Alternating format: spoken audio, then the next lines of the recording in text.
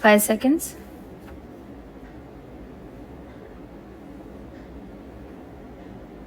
Mr. Vice Chairman, the Minister of Railways has given us some impressive figures regarding route mileage, the number of passenger trains that run every day, the number of goods trains that run every day, the number of millions of passengers who travel by train. He has tried to compare to them.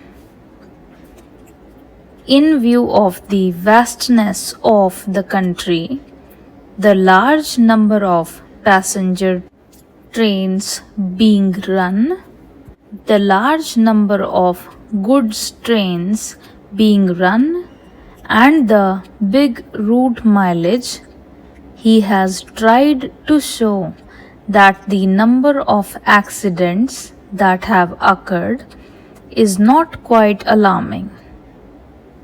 I do not know what his idea was when he tried to compare the number of accidents against this background.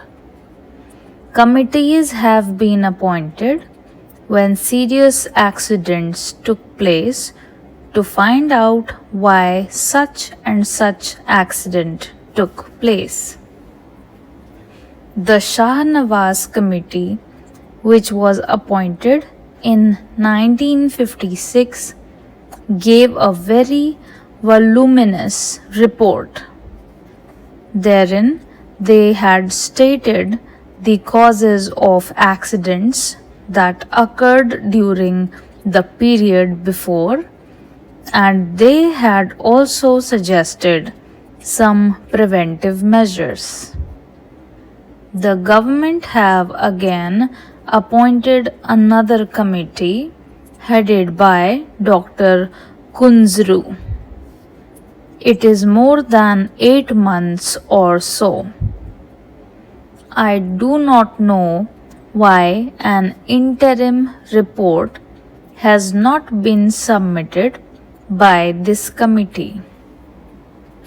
It would have been better, at least for discussion on such an important subject like this, if that committee had submitted an interim report. We could have offered more constructive suggestions. Unfortunately, the committees that are appointed take their own time to submit their reports. Maybe the government is partly responsible for they may not be cooperating with the committee in giving all the material that is necessary for the committee to come to some sort of conclusions and gave their findings on such an important question. Time and again, we have discussed this question of accidents, and I was really pained to see how the minister tried to minimize the seriousness of the railway accidents. He also quoted in the other house the figures, the number of accidents that are taking place in other countries, particularly America and England. The conditions that are obtaining in these countries and that are obtaining in India are totally different. There, many of the accidents take place not because of follies, not because of the limitations under which those railways work, but mostly because of the environment that there has been in those countries. So, he did not mention the figures here but took refuge under the guise that our railways work much better than the railways work in other countries and that the rate of accidents in India is much lower than the rate of accidents in America or England. Sir, by having this discussion, the Railway Board and the Railway Ministry should be able to learn some lessons, and if they are prepared to implement the salient suggestions that will be made by the members, then many of these discussions will not take place and many of these accidents that take place these days will not occur. It has now become almost an everyday affair. After the statement was made by the Honorable Minister in this house and the other house, another accident had occurred to a deluxe train. It is therefore incumbent and imperative on the part of the Railway Ministry to see whether they could avoid these accidents. Many of the accidents that have occurred not because they are accidents, but because of the wrong things done by the Railway Ministry.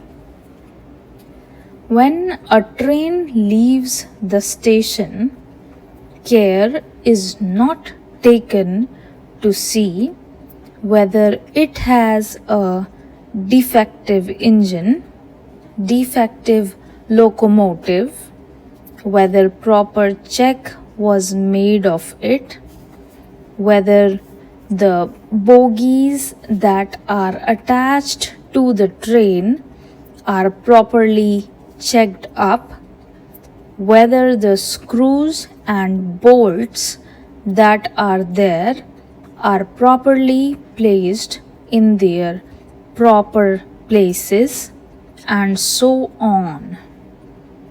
These are all things which, if properly inspected, will show whether the train is fit for travel or not, and if these things are properly adhered to, many of the accidents will not occur. A member in the other house has reported a statement from the statesman of Calcutta that the loco shed people asked the driver of a particular train to somehow manage, even though he complained that he could not take the train. He tried to manage. When the train arrived very late, he was said to have been manhandled by the crowd for the late arrival of the train, and he is reported to have stated to the correspondent that in spite of the protest that he made, he was asked to take that locomotive which was very defective. Last year, similar accidents occurred. For instance, the Ranchi accident. It is also reported that the Enigma driver protested when he was asked to take the train because the engine was defected. But in spite of his protests, he was forced to take that engine and an accident occurred. I am glad that an enquiry commission has been appointed to go into the cause of the accident.